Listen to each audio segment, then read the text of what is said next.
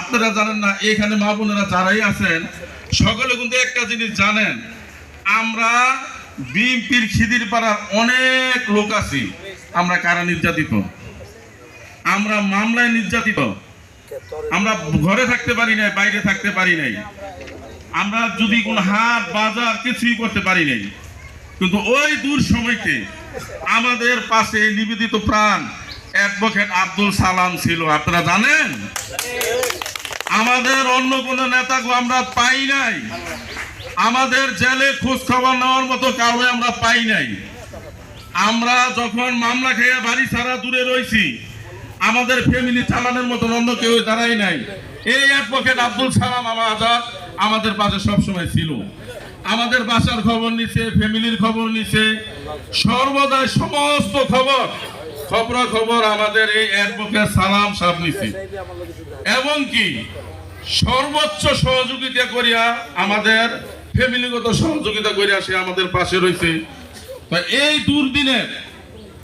দুর্দিনের সালাম ভাই যে দলের জন্য তার বুকটা পেতে দিছে রাজপথে, আপনারা জানেন, আপনারা কি জানেন সে তার বুকে এখন পর্যন্ত বুলেট নিয়া এই রাজনীতির ময়দানে বিএনপি গঠিত রাজনীতির পথে অগমর চলাইয়া এখন পর্যন্ত সে মাঠে আছে।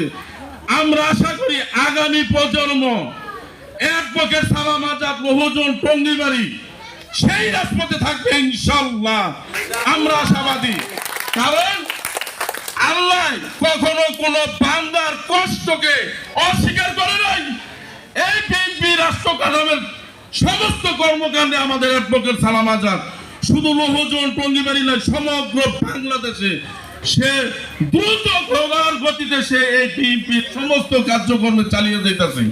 তাই আমি একটি কথা বলতে চাই, সে দুর্দিনে যে ছিল আমরা তাকে চাই, তাকে পাশে পাই, সে আমাদের সালাম ভাই কর্মী থিয়া পালাই নাই, আমাদের চাইনা সে কোথাও যায় নাই।